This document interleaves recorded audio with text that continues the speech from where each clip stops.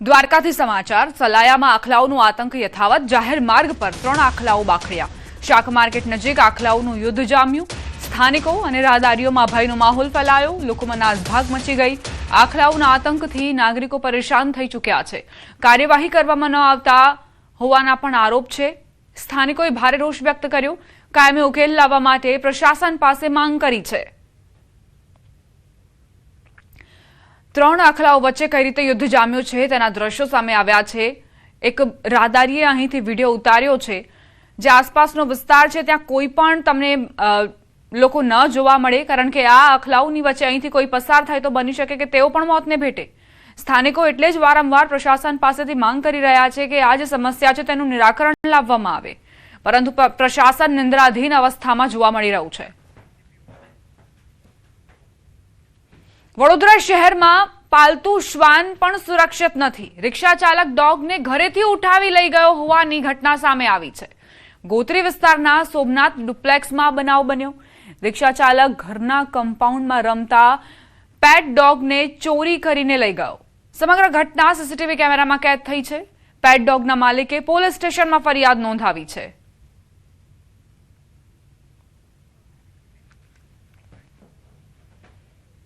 ભરૂચના ઝઘડિયાના તલોદરા ગામે દીપડાનો આતંક જોવા મળ્યો છે ફાર્મ હાઉસમાં ઘૂસી પાલતુ શ્વાનનો શિકાર કર્યો દીપડાના આતંકથી ગ્રામજનોમાં ભારે ડરનો માહોલ છે ગામમાં આવેલા ફાર્મ હાઉસ ખાતે દીપડો ઘૂસી આવ્યો હતો અને પાલતુ શ્વાનનો શિકાર કર્યો હતો રાત્રિના સમયે દીપડો ફાર્મમાં ઘૂસ્યો હોવાના સીસીટીવી પણ સામે આવ્યા સ્થાનિકોએ વન વિભાગને દીપડાની હાજરી ધરાવતા વિસ્તારોમાં પાંજરા ગોઠવી દીપડાને ઝડપી લેવા અને ગ્રામજનોની સુરક્ષા માટે જરૂરી પગલાં ભરવાની માંગ કરી છે સમાચાર અમદાવાદથી પ્રાપ્ત થઈ રહ્યા છે વસ્તી ગણતરીની કામગીરીથી શિક્ષકોને હાલાકી શાળાના સમય બાદ વસ્તી ગણતરીની કામગીરીના પરિપત્રથી નારાજગી વ્યક્ત થઈ રહી છે શિક્ષિકાઓએ ડીઈઓનો પરિપત્ર સામે નારાજગી વ્યક્ત કરી છે સ્કૂલ બાદ ઘરની જવાબદારી હોવાથી શિક્ષિકાઓને મુશ્કેલી પડી રહી છે વસ્તી ગણતરીની કામગીરીમાં પડતી મુશ્કેલીઓ મામલે શૈક્ષિક મહાસંઘે અવાજ ઉઠાવ્યો છે રાષ્ટ્રીય કામગીરી માત્ર શિક્ષકોની જ નહીં અધિકારીઓની પણ છે કામગીરી સુગમતાથી પૂર્ણ થાય તે માટે યોગ્ય આયોજન કરવા શૈક્ષિક મહાસંઘે અપીલ કરી છે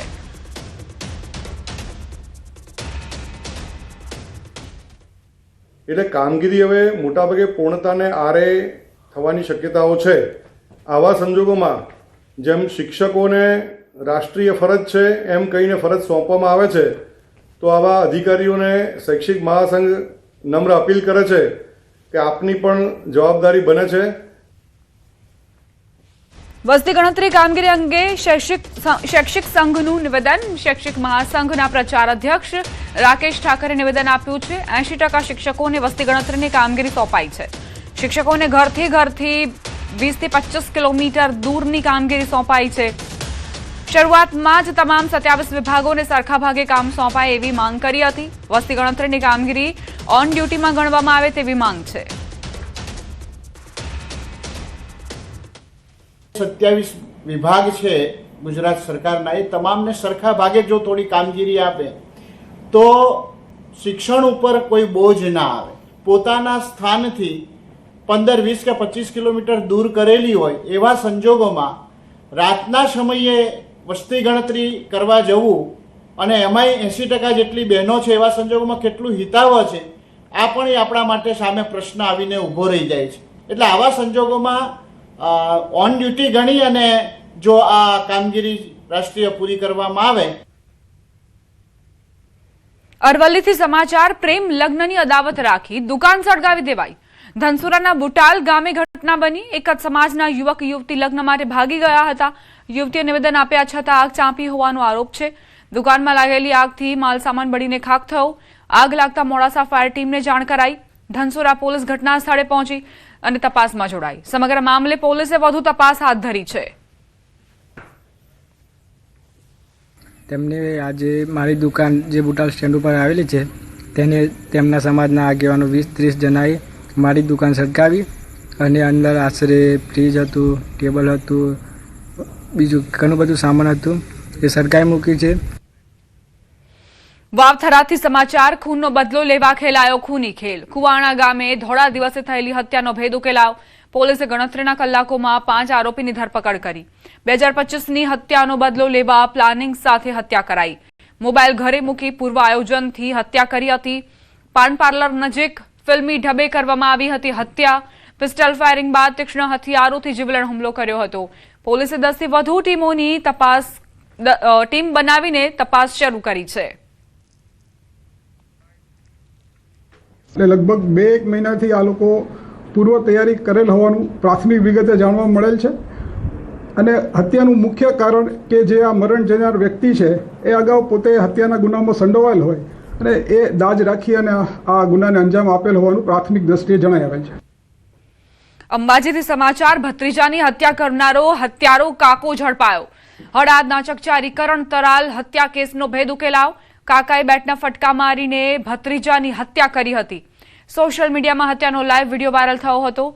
જમીન વિવાદના મંદુખમાં કાકાએ લોહિયાળ ખેલ ખેલ્યો હતો. પોલીસે અલગ અલગ ટીમો બનાવી આરોપી નોપા તરાલની ધરપકડ કરી છે. પકડાયેલા આરોપી કાકા પર 1987માં પણ ડબલ મર્ડરનો ગુનો નોંધાયેલો છે.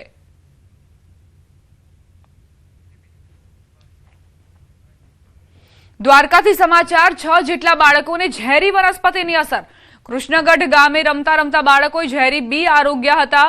જેટ્રોફા નામના ઝેરી વૃક્ષના બી ખાધા હોવાનું સામે આવ્યું. બાળકોને તાત્કાલિક સારવાર માટે ખંભાળિયા સિવિલ હોસ્પિટલ ખસેડાયા. તબીબોના જણાવ્યા મુજબ તમામ બાળકોની હાલત હાલ સ્થિર છે.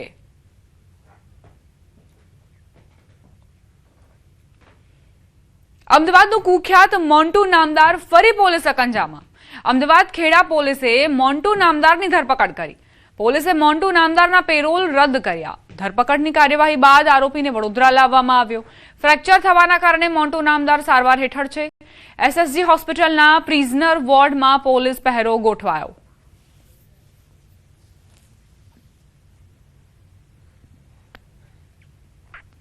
ઓનલાઈન ઓર્ડર કરી પ્રોડક્ટ મંગાવતા લોકો માટે ચેતવણીરૂપ કિસ્સો સામે આવ્યો. સુરતના કામરેજમાં નકલી પ્રોડક્ટના રેકેટનો પર્દાફાશ થયો છે. બ્રાન્ડેડ નામે ગ્રાહકોને ડુપ્લિકેટ સામાન મોકલાતો હતો. વેરહાઉસમાં અસલી માલના બદલે નકલી વસ્તુ પેક થતી હતી. ગ્રાહકના લેપટોપ રિટર્નથી સમગ્ર કૌભાંડ બહાર આવ્યું. તપાસમાં 170 ડુપ્લિકેટ પ્રોડક્ટ સાથે 82,72,000નો મુદ્દામાલ જપ્ત કરાયો. કામરેજ પોલીસે 5 આરોપીઓ સામે ગુનો નોંધી કાર્યવાહી શરૂ કરી છે.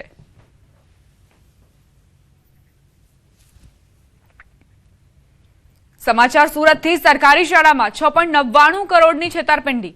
શાળામાં સ્કૂલ શૂઝનું ટેન્ડર અપાવવાના નામે છેતરપિંડી કરાઈ. ઇકોઝેલે વધુ એક આરોપીની પશ્ચિમ બંગાળથી ધરપકડ કરી. અગાઉ એજન્ટ કિશોર વાઘેલાની થઈ ચૂકી છે ધરપકડ. 6 આરોપીઓ સામે ઇકોસેલમાં ફરિયાદ નોંધાઈ હતી. ખોટા દસ્તાવેજો બનાવી ₹36 કરોડનું ટેન્ડર અપાવવાની લાલચ આપી હતી. 4.90 કરોડનો સ્કૂલ શૂઝનો માલ અને 2.49 કરોડ રોકડ કમિશન મેળવી છેતરપિંડી કરાઈ. આ મામલે ઇકોસેલે વધુ તપાસ હાથ ધરી છે.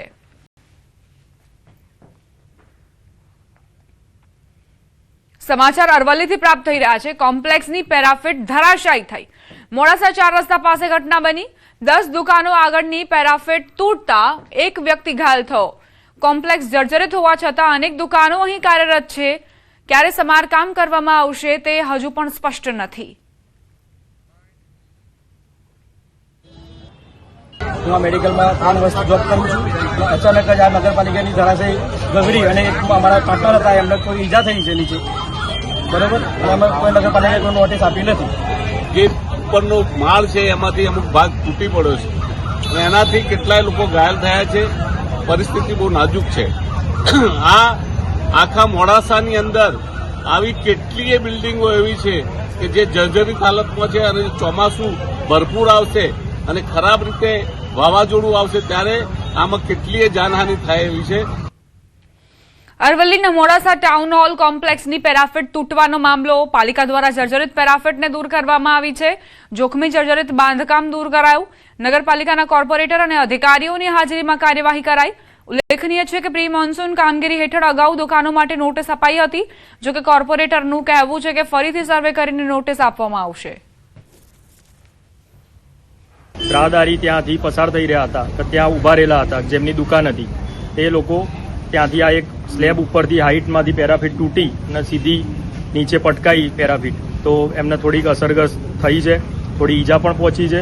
હવે આગામી સમયની અંદર નગરપાલિકા, અમે કારોબારી અધ્યક્ષ, પ્રમુખ સાહેબ, ઉપપ્રમુખ સાહેબ બધા ભેગા થઈ આનો એક સર્વે કરાવવા માંગીએ છીએ. નગરપાલિકાને ધ્યાન દોરવા માટે કે હવે ચોમાસું આવી રહ્યું છે અને ચોમાસું આવતા પહેલા જ આવી જર્જરિત બિલ્ડિંગને નોટિસ આપવામાં આવે.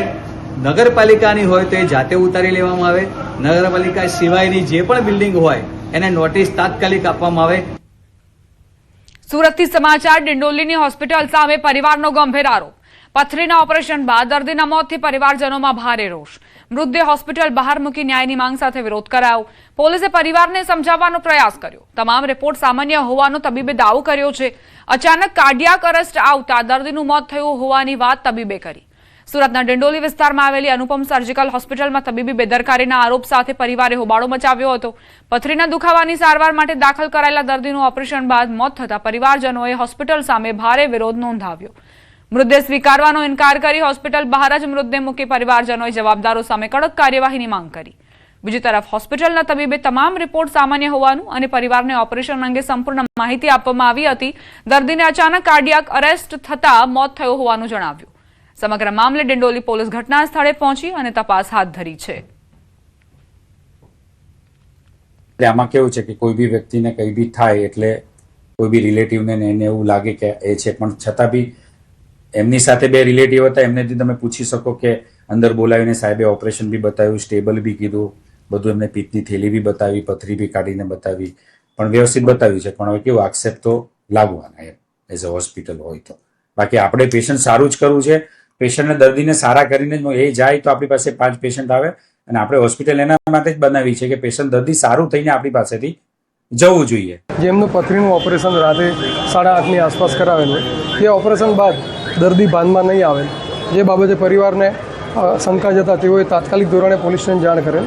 જે બાબતે અમોએ ફોરેન્સિક પીએમ કરાવેલ, પેનલથી પીએમ કરાવેલ અને બંને પક્ષોને સમજાવેલ અને આગળની કાર્યવાહી પીએમ રિપોર્ટ આવ્યા બાદ કરવામાં આવશે એવું સમજાવેલ.